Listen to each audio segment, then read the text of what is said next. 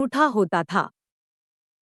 ठाकुर जगमोहन सिंह प्राचीन संस्कृत साहित्य के अभ्यास और विद्याटवी के रमणीय प्रदेश में निवास के कारण विविध भावमयी प्रकृति के रूप माधुर्य की जैसी सच्ची परख, जैसी सच्ची अनुभूति उनमें थी, वैसी उस काल के किसी हिंदी कवि या लेखक में नहीं पाई जाती। अब तक जिन लेखकों की चर्चा हुई उनके हृदय में इस भूखंड की रूपमाधुरी के प्रति कोई सच्चा प्रेम संस्कार न था। परंपरा पालन के लिए चाहे प्रकृति का वर्णन उन्होंने किया हो, पर वहां उनका हृदय नहीं मिलता। अपने हृदय पर अंकित भारतीय ग्राम्य जीवन के माधुर्य का जो संस्कार ठाकुर साहब ने अपने श्यामा स्वप्न में व्यक्त किया है, उसकी सरसता निराली है। बाबू हरिश्चंद्र, पंडित प्रताप नारायण आदि कवियों और लेखकों की दृष्टि और हृदय की पहुंच मानव क्षेत्र तक ही थी, प्रकृति के अपर क्षेत्रों तक नहीं। पर ठाकुर जगमोहन सिंह जी ने नरक्षेत्र के सौंदर्य को प्रकृति के और क्षेत्रों के सौंदर्य के मेल में देखा है।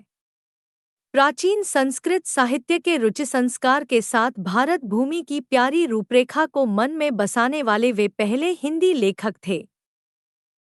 उनकी शैली शब्दशोधन और अनुप्रास की प्रवृत्ति के कारण चौ बद्रीनारायण की शैली से मिलती जुलती है, पर उसमें लंबे वाक्यों की जटिलता नहीं पाई जाती।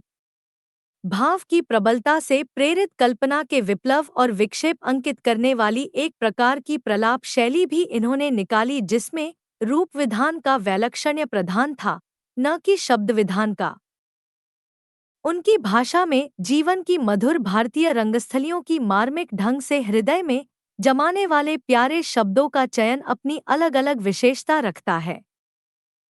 विविध श्रीनिवास दास खड़ी बोली के बोलचाल के शब्द और मुहावरे अच्छे लाते थे।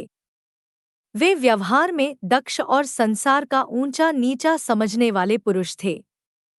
अतः उनकी भाषा संयत और साफ सुथरी तथा रचना बहुत कुछ सोद्देश्य होती थी। समालोचना का सूत्रपात हिंदी में एक प्रकार से भट्टजी, बालकृष्ण भट्ट और चौधरी साहब, बद्रीनारायण चौधरी, प्रेमघन ने ही किया। समालोच्य पुस्तक के विषयों का अच्छी तरह विवेचन करके उसके गुणदोष के विस्तृत निरूपण की चाल उन्होंने चलाई। काशीनाथ खत्री के संबंध में लिखा है, शुद्ध साहित्यकोटि में आने वाली रचनाएं इनकी बहुत कम हैं। हिंदुस्तानी पुलिस की करतूतों के संबंध में फ्रेडरिक पिनकाट ने बाबू कार्तिक प्रसाद खत्री को पत्र लिखा था। प्रचार कार्य हिंदी उर्दू के विवाद का उल्लेख किया जा चुका है। इसी के चलते साहित्य निर्माण के साथ हिंदी के प्रचार का कार्य भी बराबर चलता रहा। संबंधित उल्लेख्य बिंदु इस प्रकार हैं। स्वयं बाबू हरिश्चंद्र को हिंदी भाषा और नागरी अक्षरों की उपयोगिता समझाने के लिए बहुत से नगरों में व्याख्यान देने के लिए जाना पड़ता था। उन्होंने इस संबंध में कई पैम्फलेट भी लिखे। पंडित प्रताप नारायण मिश्र भी हिंदी, हिंदू हिंदुस्तानी का राग अलापते फिरते थे। कई स्थानों पर हिंदी प्रचार के लिए सभाएं स्थापित हुई, जैसे अलीगढ़ की भाषा संवर्धिनी सभा तथा प्रयाग की हिंदी उद्घारणी प्रतिनिधि मध्य सभा इत्यादि। सरकारी दफ्तरों में नागरी के प्रवेश के लिए जो प्रयास बाबू श्याम सुंदर दास के समय दिखने लगे थे, वे भारतेंदु से होते हुए पीछे तक गए। अदालत की भाषा उर्दू थी और सरकारी दफ्तरों में नागरी का प्रवेश नहीं हो पा रहा था, जिससे हिंदी की पुस्तकों के प्रकाशन के संदर्भ में पाठकों की कम संख्या का संकट बना हुआ था। इनसे पुस्तकों का प्रचार होते न देख प्रकाशक भी हतोत्साहित हो जाते थे और लेखक भी। भारतेंदु के बाद नागरी प्रचार की सबसे बुलंद आवाज मेरठ के पंत गौरीदत्त जी बने, जिन्होंने अपनी सारी जायदाद नागरी प्रचार के लिए लिखकर रजिस्ट्री करा दी और स्वयं सन्यासी होकर प्रचार कार्य में लग गए।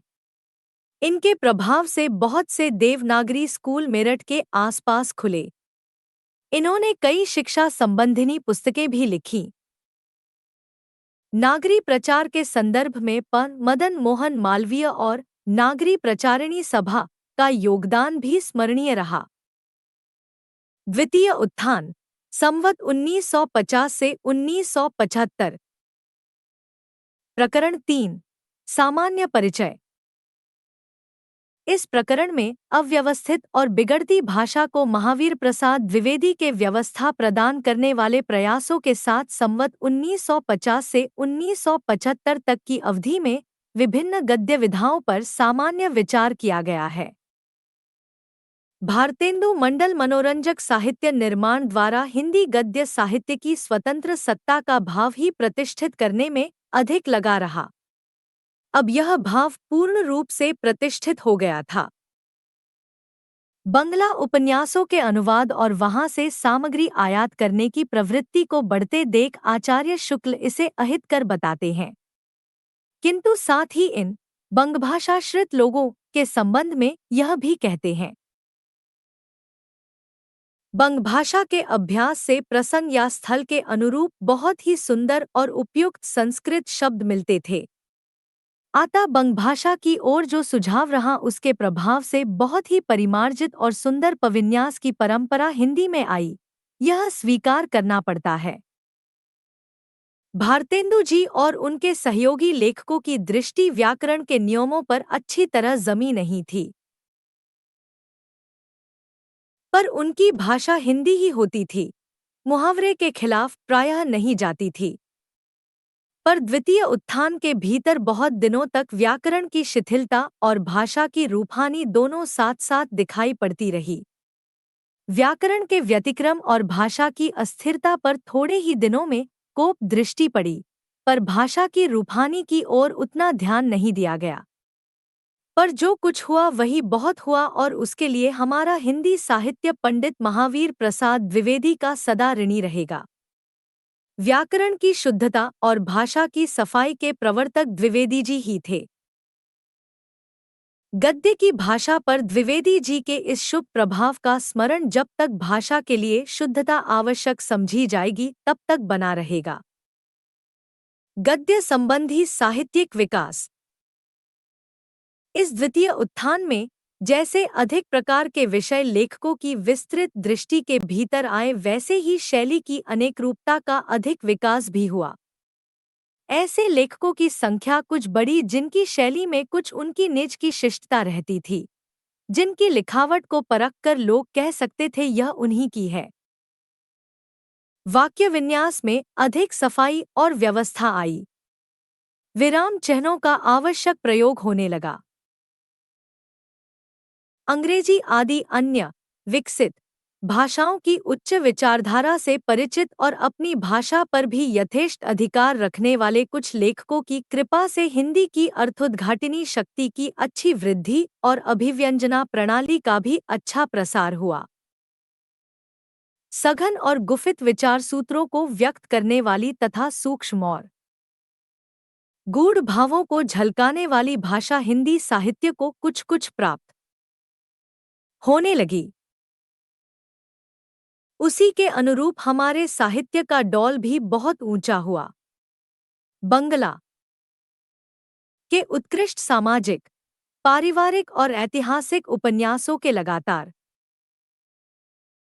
आते रहने से रुचि परिष्कृत होती रही, जिससे कुछ दिनों की तिलिस्म, अय्यारी और जासूसी के उपरांत उच्च कोटि के सच्चे साहित्यिक उपन्यासों की मौलिक रचना का दिन भी ईश्वर ने दिखाया।